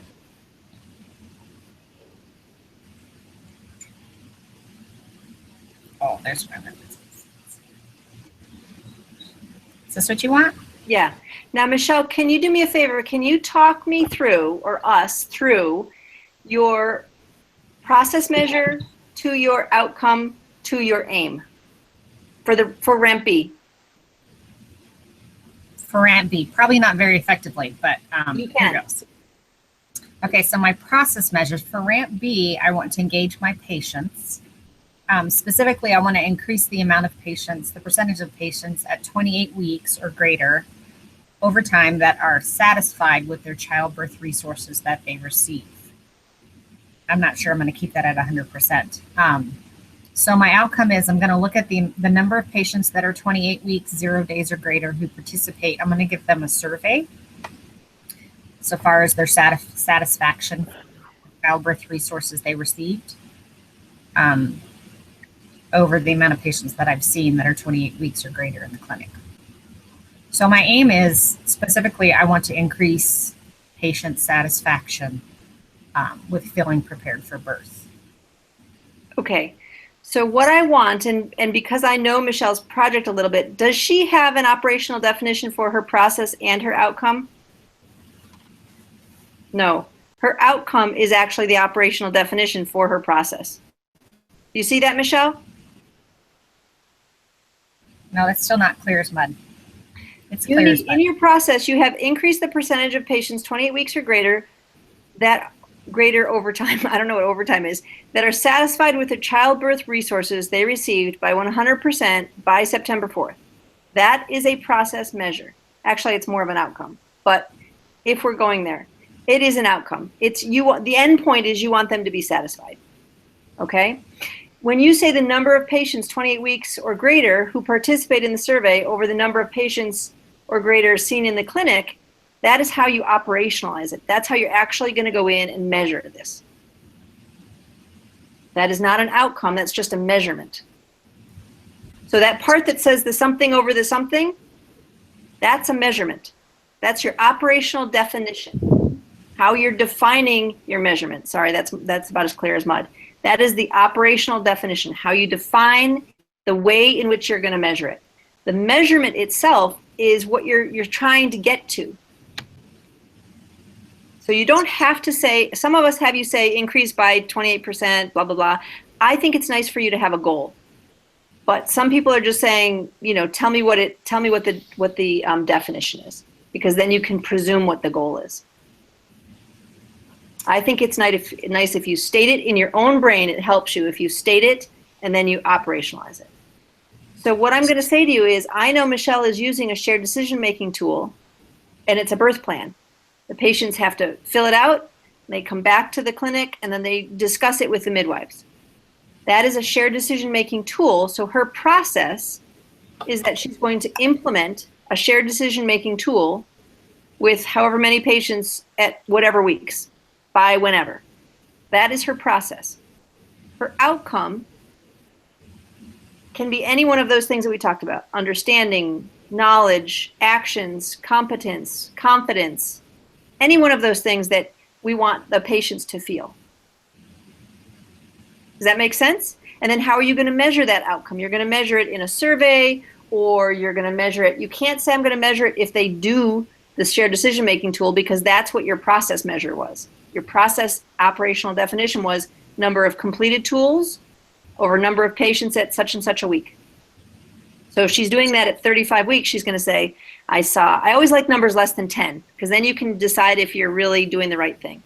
So if you say, I saw 10 patients today that were 36 weeks, and 3 of them had their birth plans that were filled out, and the midwife signed the bottom that, yes, she did it. That's all she has to do. Patient fills it out, midwife can just say, check, check, check, done. So I had 10 patients came in that were 36 weeks, 3 of them filled it out. What is the data point for that day?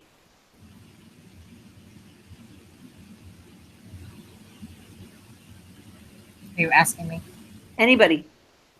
Well, it's 30%, right? 3 out of 10. Yep. Easy, right? This is not difficult. 3 out of 10 did it.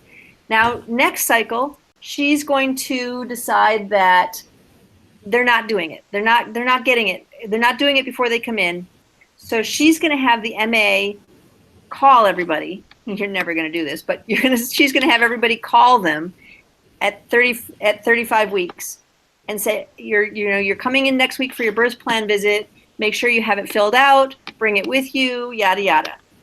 That's her test of change. And then next week, when they come in, next cycle, she's going to measure, and she saw 10 36-week patients again, and this time 5 of them had it filled out. So she's gone from 30% to 50%. So this time she's going to say, well, that's good, but it's not getting us all the way up there. What do I have to do? And then she's going to think of something else that she's going to do she likes her tool. The patients like the tool, so she doesn't want to change the tool. She might say it's too long. It's 5 pages, too long. Nobody wants to fill it out. So now I'm going to call them the week before, and I'm going to shorten it to 1 page. Does that start to make sense to folks? And so now the next time they come in, 7 out of 10 of them actually fill out the form, and you have this conversation with the midwife. She's not in the room, but she's seeing the patients have filled it out. The midwives have initialed it, and she's got 7, and she counted on the day, and there were 10 people at 36 weeks, and 7 of them have done it. So she's increasing that percentage.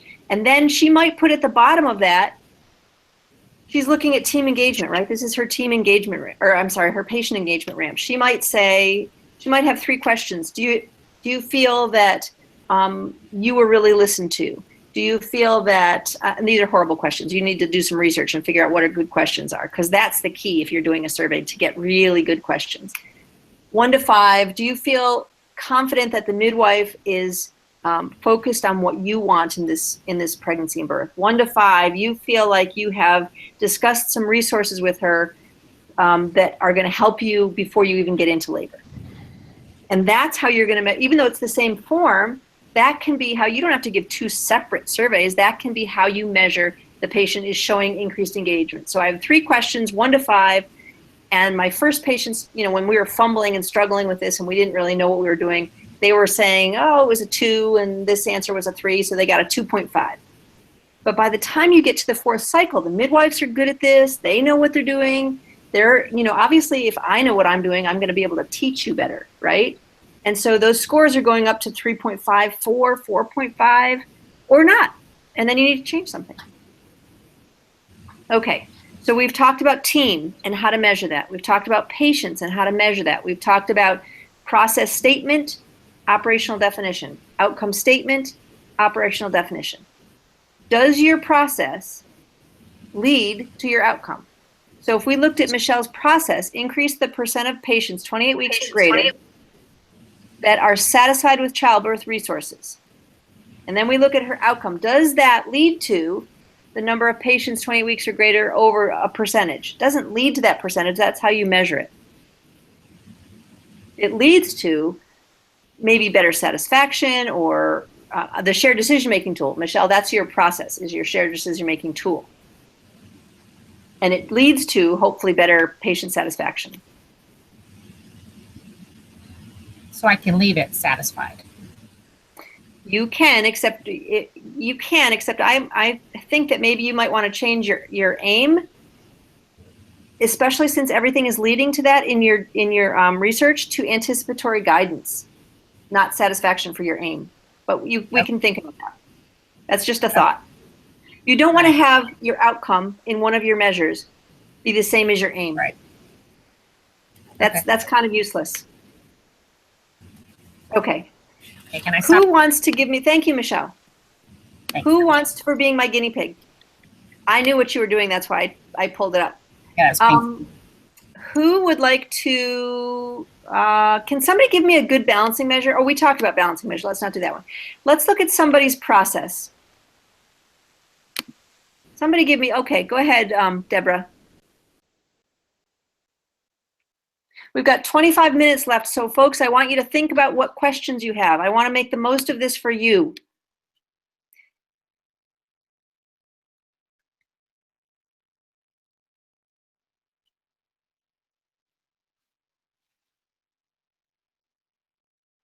So Deborah, I'm seeing changes. Do you want this on here, or did you want your measures?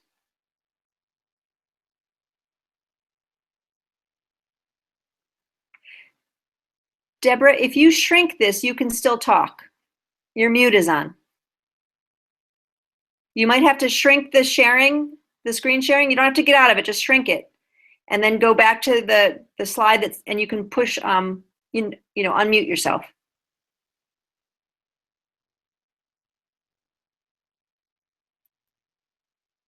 If you can't. I'll try this again. Good. Okay. So what is your question for us? All right. So what screen was I supposed to bring up? I'm sorry. You're there. The measures have changed, the process and the outcome. Oh, you can see the screen now? Yep. And okay. What question do you have for us? With my outcome measure for my patient engagement, when I was mulling through this, patients will demonstrate a 75% increase in the experience of values. I don't know if that's the best way, if I should really, I'm going to give them obviously a shared decision-making aid, and a tool. So I did learn that today. So I need to have a tool. Yep. And then, they're going to increase their experience of values. Is that something I can really measure? What do you mean by values? What is that? What do you mean by that?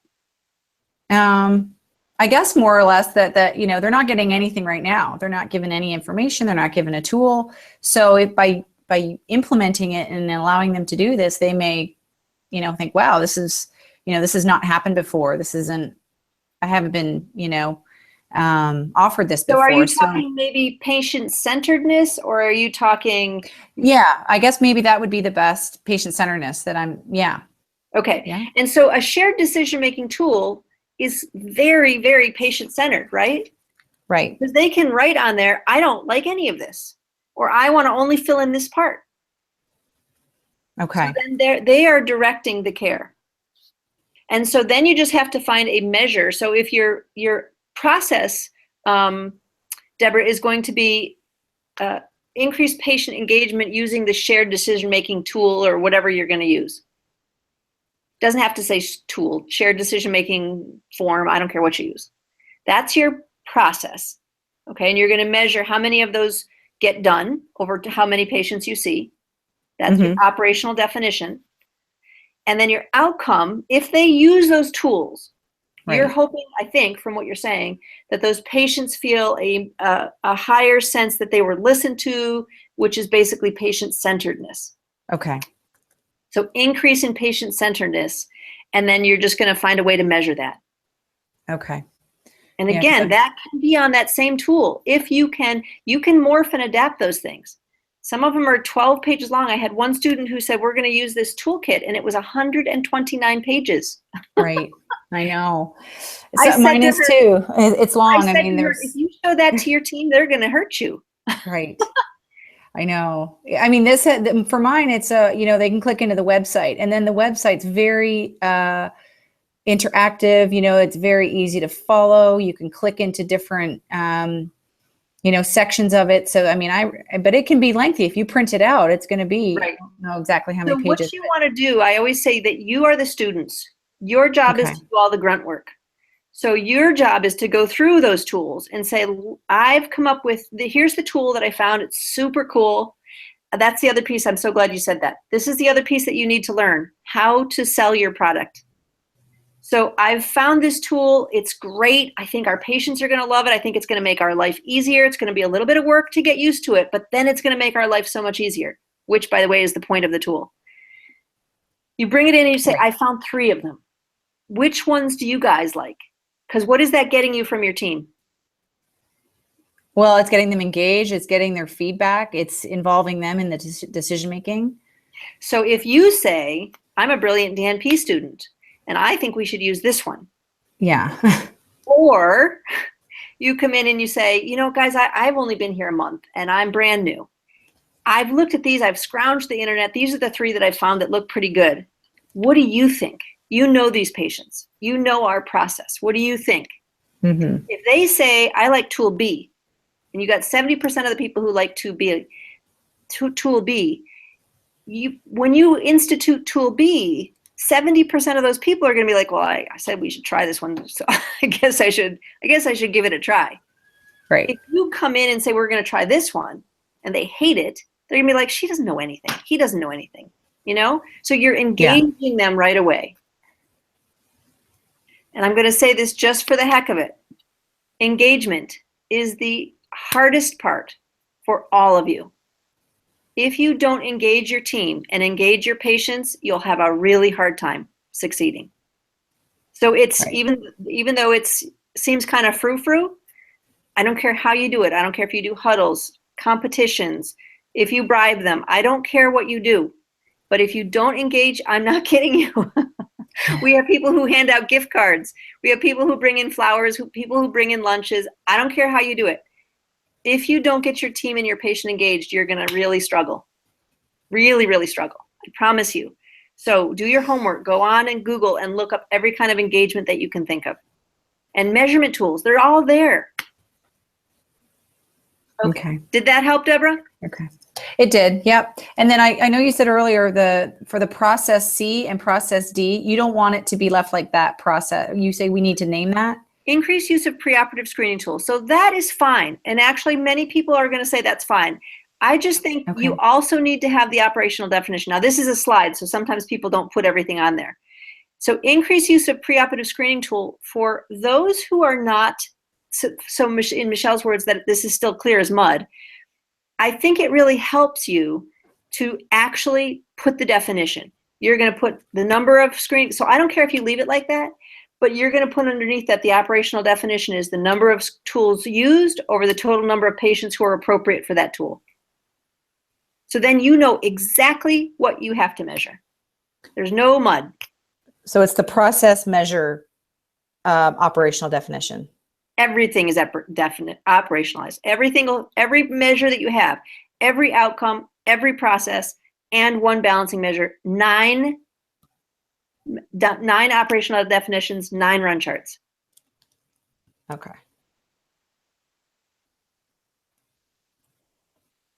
Okay. Does that make sense? Yes. Is it a little clearer than mud? Yes, I think so. Okay. All right. Let's skip down because we're running out of time. Barriers. So think about, organize everything in your life according to these ramps. Team engagement, patient engagement, process, whatever they are. Okay. I want you to think about the barriers for each one so that you can be anticipating problems that are going to come down the road. They may not come, but if they do, you're ready and you have a thought that you're going to change, how you're going to mitigate those. Okay. Your stakeholders. Who are the key stakeholders? Doesn't have to be everybody. So we all know that one of the stakeholders for every single project is the patient, right? But this is key stakeholders. Who are the big guns that you have to get on your team? So I have a student in Abu Dhabi, and she has people from all over the country come and work on labor and delivery, physicians and nurse practitioners, nurse midwives. And one of her meetings, the CEO came down. He was doing rounds, and he happened to stumble in when she was doing her team meeting, and she was decreasing C-section rates. So they have a big board with everybody's name and what's going on. And one of the things that they had to do was they had to fill out this form of why, anytime there was a C-section, why was there a C-section? And so he happened to come down when she was running the meeting. And he started coming down every day. And I'll tell you what, that team shaped up really quick. So I'm not kidding you, that's a true story. And she had an amazing project.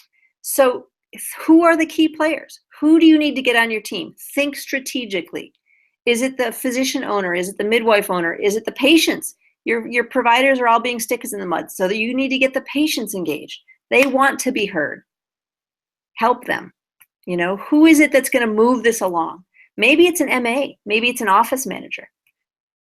You know, but the more people, think champions, because eventually the goal is not to do this and then leave. The goal is to do this and have some piece of this embedded into your site. So who's going to be the champion that's going to carry this on? Start looking for it and building them and appreciating them, championing them.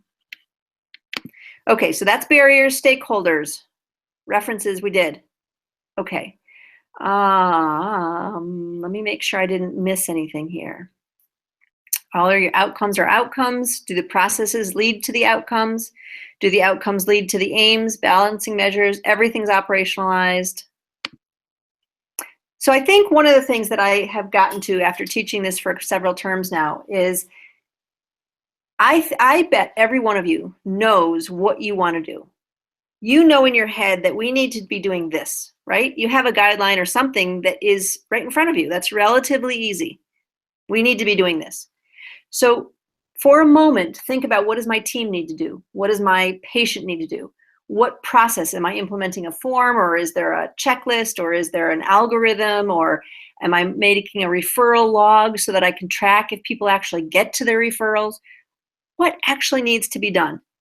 And then pull out the team part, pull out the patient part, pull out the process 1 and 2. And then you can start to name them, because sometimes it gets a little confusing if we're thinking outcome measure versus the intervention versus the operational definition. That gets kind of like crazy, right? What do you want to do? What is your goal, i.e. your aim? You know what that is. I know you know what that is. That's the relatively easy part. You also need to know if there's a form that you're going to institute. That's an easy part, right? Where are you going with this? How are you going to get that to happen? Put it in English, Spanish, whatever your language is, and then start to fit it into the healthcare improvement language. That, I think, will help you. All right, guys. I have talked way too much. You have talked way too little. Jackson, you haven't said a word.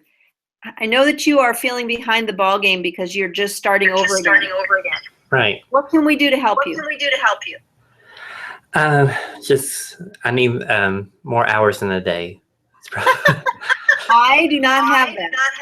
Yeah, I know. I'm getting there. It's just I put this together really quickly. Actually, for being behind the 8 ball. Mm-hmm. It probably would have been my recommendation that you stop also, because that's really hard. Yeah, I did this in about an hour and a half, this presentation. Yeah, well, but see, the good news is you do have a pretty good grasp of this if you do this an hour and a half. Because for an hour and a half, you did really well. But you You need hours in the day because you got to get all that data ready. Right.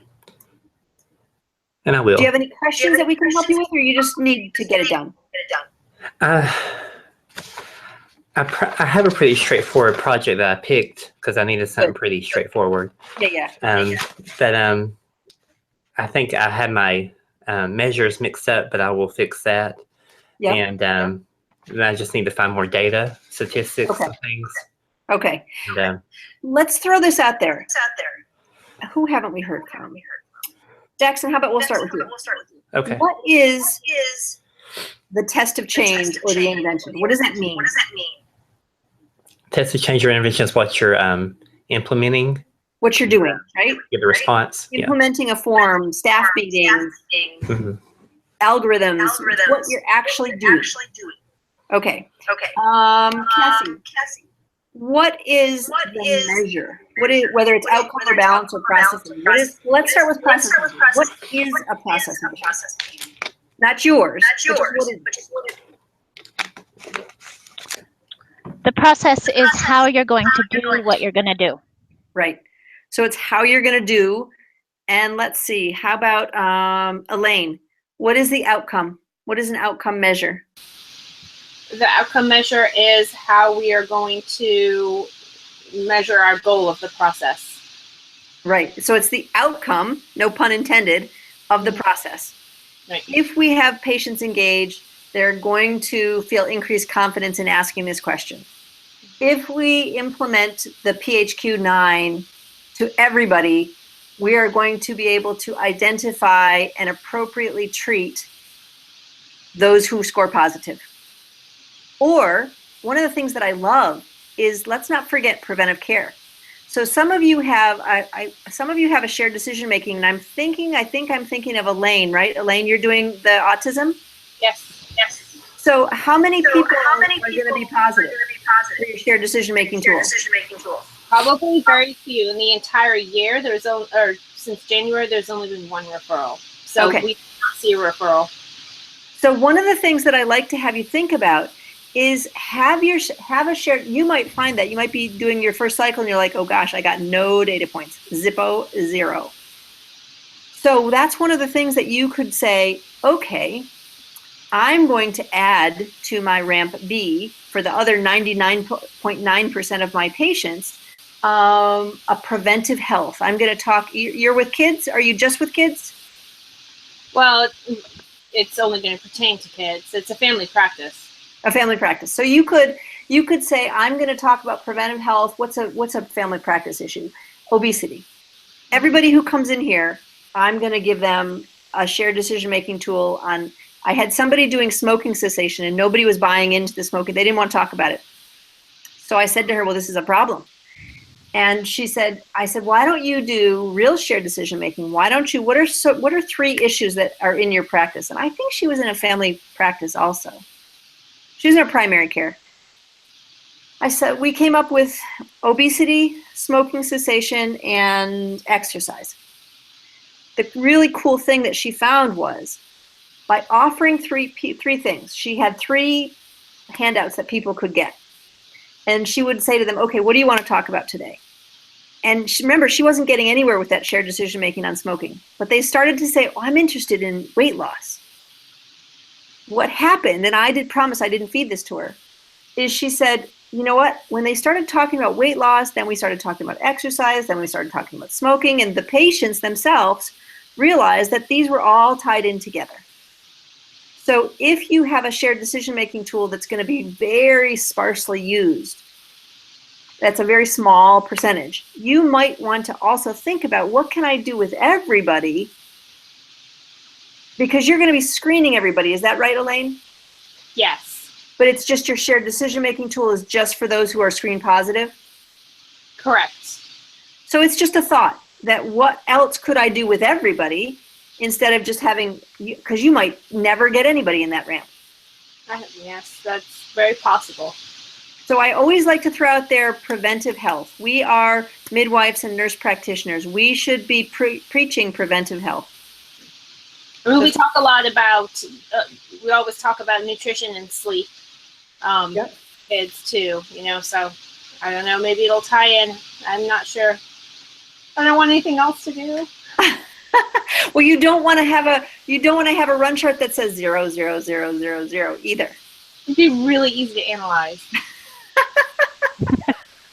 Oh, I thought of that for Jeanne was asking. So I was thinking, Elaine, one of the things that you don't, it's not really a fall off the chart, but for balancing measures, you don't actually want to find a lot of these, right? You don't want to find that. That would be a bad thing to find, you have actually 30% autistic rate where you are. So sorry, I just thought of that. It's possible. It seems like we should find maybe more than we're finding right now, because if you look at, 1 in 68, but how many people do we have in the clinic, and why don't we have 1 in 68? Right. Absolutely. Okay, so you guys have explained what a process is. You've explained what an outcome is. So let's see, who can I choose? Jeanne, can you tell me what it means to have an operational definition? The operational definition is how you're going to measure what your outcome was. And I'm glad you asked me that, because I actually have a question about one of mine. So it's not just your outcome, remember. It's any of your measures. Every measure has an operational definition. Process measures, balancing measures, outcome measures, they all have an operational definition. Right. So for my measure of change here, to increase the use of the preoperative screening tool, and then the outcome will be that more patients are treated and referred appropriately. So would I need to actually measure those two things separately, that, this many patients were treated over this many that were screened and this many were referred? Yep. Instead of combining those two together? Correct. So let's just take Jeanne's example. So if her process is to increase the use of a screening tool, so it's however many patients were screened over total number of patients that were appropriate for that tool, because she's doing a specific type of patient. Does everybody want me to say that again, or did you all get that? We're good? Okay. If she uses the screening tool, her outcome is going to be that their patients with increased risk are treated and or referred, whatever, right? Does that make sense? That's her outcome. She wants to screen them. She's not screening them so she can say she screened them. She's screening them so they can get treated.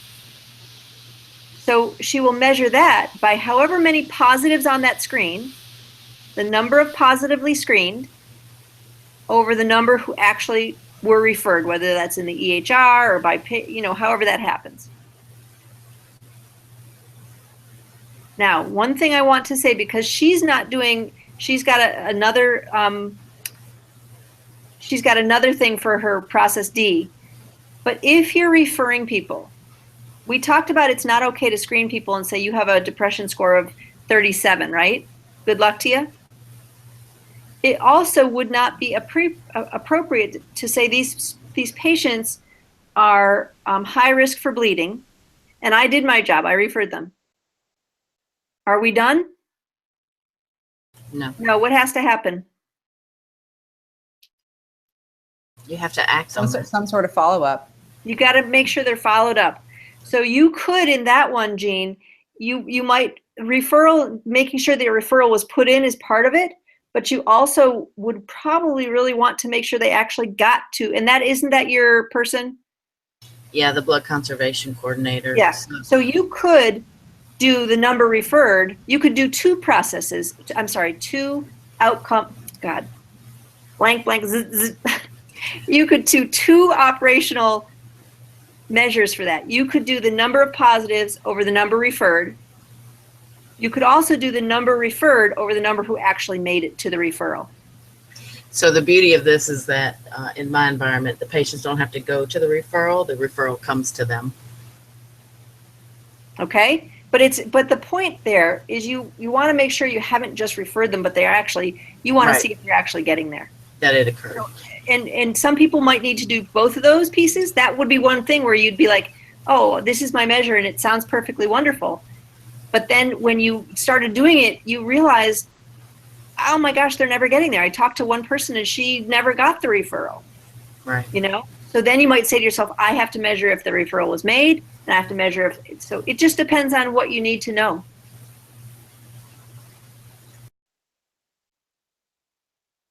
Are we starting to have the light bulbs go off?